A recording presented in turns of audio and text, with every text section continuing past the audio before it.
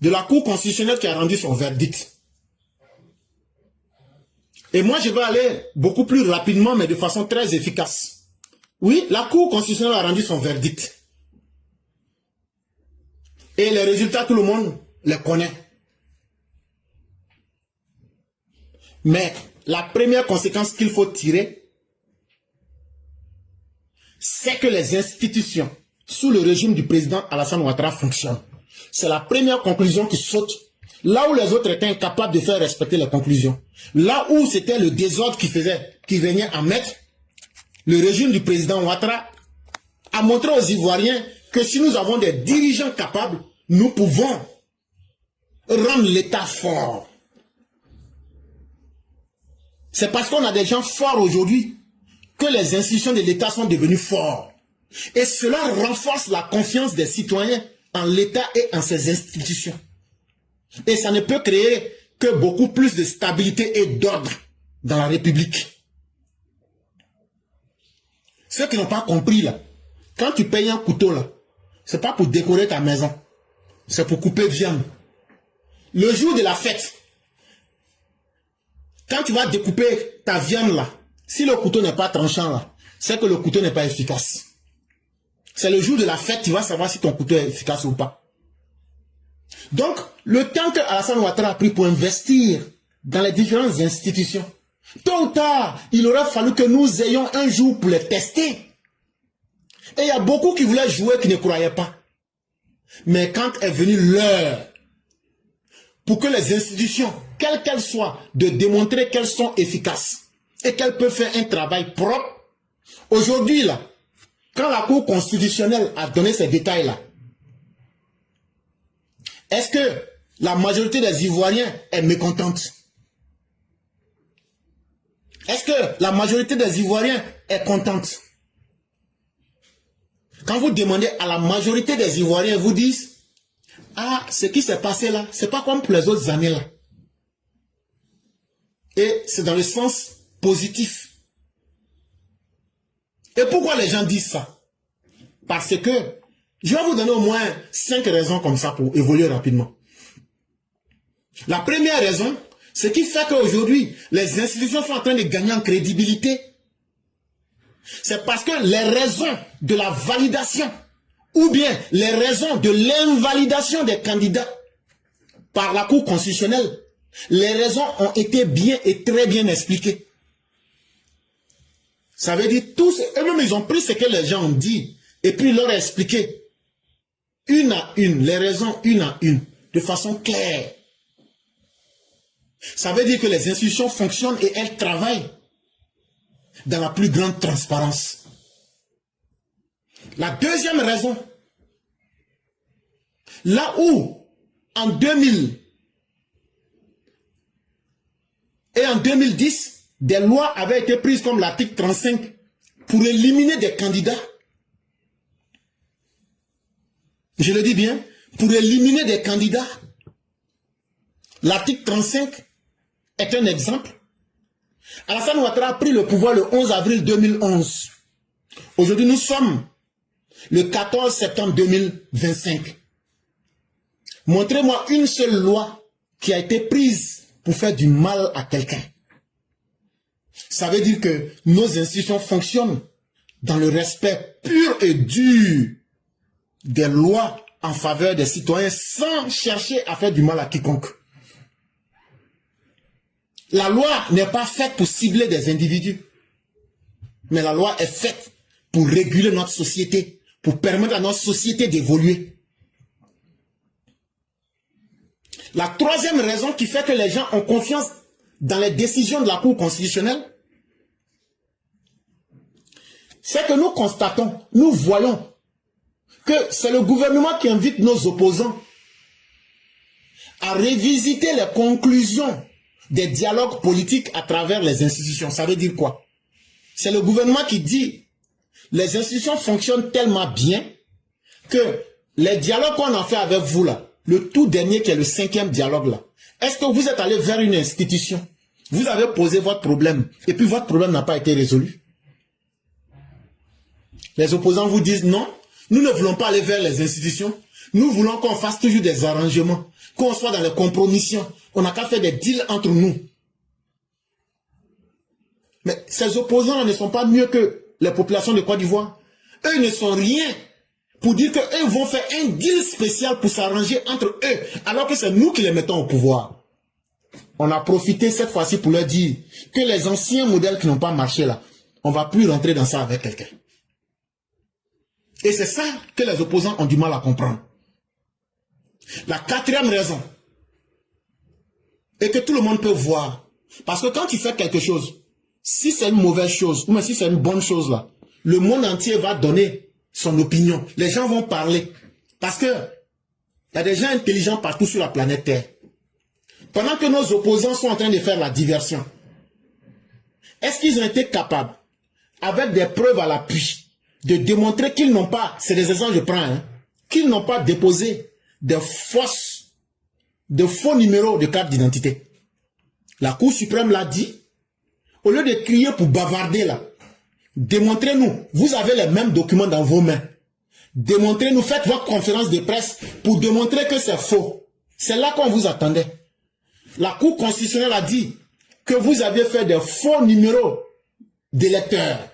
On vous attendait, les mêmes documents que vous avez donnés à la Cour constitutionnelle là. Prenez vos mêmes documents là et puis démontrez que c'est faux. C'est là qu'on vous attendait. Mais on comprend que ce que la Cour constitutionnelle a dit est très vrai. Et vous voulez faire diversion sans être capable de démontrer factuellement que la Cour constitutionnelle a tort ou bien vous a fait du tort. Mais le monde entier qui est intelligent, quand ils assistent à la situation, qu'ils soient des observateurs nationaux ou internationaux, je n'ai pas encore vu une condamnation ou bien une invalidation de ne serait-ce qu'une seule décision qui a été prise par la Cour constitutionnelle ivoirienne. Soit le monde entier est contre les opposants ivoiriens, ou bien soit le monde entier a compris la forfaiture, et c'est là où se trouve le droit, et donc l'État est dans son droit, et donc le monde entier ne peut que observer et dire un État qui fonctionne et qui fait respecter ses lois, on ne va pas aller combattre cet État-là. Mais la cinquième raison que je vais donner, c'est d'expliquer un peu c'est quoi le droit. On peut donner n'importe quel type de définition qu'on veut. Mais moi, je vais vous donner une autre définition. Le droit, là, c'est un ensemble de lois. C'est un ensemble d'accords que les humains, ou même les entités physiques, ou même les entités morales acceptent entre elles. Ou bien entre eux. Ça veut dire, une loi, là, c'est en fonction des expériences qu'on a vécues. Si par exemple, moi je vis dans une zone désertique, les lois qui seront prises dans une zone désertique par rapport à l'eau ne seront pas les mêmes lois que dans une zone où on appelle la région des Grands Lacs, où eux ils ont l'eau à profusion. Donc les lois là, c'est pas les lubies mais les folies des gens.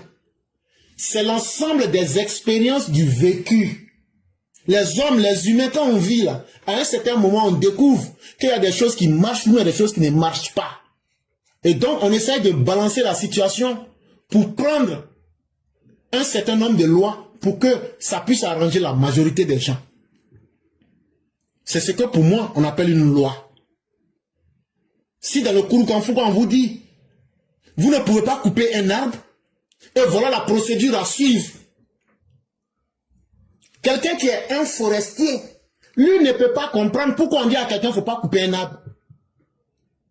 Donc, au lieu de critiquer les lois, il faut chercher à voir d'abord, est-ce que ces lois-là ne sont pas les résultats des expériences des personnes? Et que c'est au fur et à mesure que les expériences évoluent et que l'homme est en train d'améliorer sa condition qu'on adapte nos lois. Et c'est donc ça qui va permettre que des hommes, s'ils sont en société, ils vont vivre sous des lois. Si ce sont des entreprises ou même des entités morales, on va poser des lois. La grandeur des hommes réside dans le respect des lois que nous nous donnons librement. On ne peut pas accuser un lion, on ne peut pas accuser une souris, on ne peut pas accuser un cafard de ne pas se donner des lois. Parce qu'ils n'ont pas atteint cette capacité. Mais ce qui fait que nous, on échappe à notre animalité. On quitte notre condition d'être animal pour nous différencier des animaux sauvages, c'est la loi. Et si on n'est pas capable de devenir plus grand que des animaux, en respectant les lois qu'on se donne nous-mêmes, c'est que nous n'avons pas dépassé l'étape animale. Ceux aujourd'hui qui pensaient que la loi, c'est la logique des rapports de force. Aujourd'hui, vous voyez que vous n'êtes pas plus fort que l'État. Ceux qui ont pensé que la loi, c'est la logique. Comme je suis le petit-fils du fouet, donc, la conclusion est que je peux être candidat à n'importe quel moment, quel que soit ce que j'ai fait. Vous voyez que votre logique ne marche pas. Ceux qui ont pensé que la loi, c'est la capacité à manipuler la population, à faire du populisme, aujourd'hui, vos propres résultats sont en face de vous. Vous allez crier, mais vous n'avez pas d'argument. Les opposants ivoiriens qui sont en train de hurler en 2025 là, vous êtes en train de nous démontrer que vous n'aviez pas encore été capable de franchir l'étape animale. Ça veut dire que même un chien enragé est mieux que vous. Et que vous êtes resté vitrifié dans l'état de nature. Ça veut dire, vous êtes resté dans le règne de l'homme sauvage, de l'homme animal. C'est dans ça que vous êtes resté. Et vous voulez imposer cette sauvagerie à une société constituée de 30 millions de personnes qui vivent avec une mentalité du 21e siècle. Et vous voulez que nous on accepte ça. Ça veut dire que des animaux veulent imposer leur animalité, leur sauvagerie à des hommes modernes. Depuis quand vous avez vu ça? Parce que vous avez trop vécu dans la porcherie. Donc vous pensez qu'on est tous obligés de manger caca. Mais moi je tiens à vous dire que nous sommes en 2025. Nous sommes au 21e siècle, au premier quart du 21e siècle. Accepter de respecter les lois, c'est accepter de faire la démonstration de notre propre beauté intérieure. Et cette démonstration de la beauté intérieure, c'est ça qui fait la différence entre nous et les animaux sauvages. Là où eux, les opposants, là où ils demandaient des arrangements, le gouvernement du président Alassane Ouattara dit, je vous impose le respect des lois et je vous impose l'abandon des compromissions, des deals, des arrangements politiques. Parce que les arrangements politiques nous ont toujours conduit à une répétition des mêmes faits. Chaque fois qu'on fait des arrangements, vous les violez et vous nous ramenez toujours au point de départ. Donc je n'entre pas dans ça. C'est aussi la première conséquence qui est tirée aujourd'hui.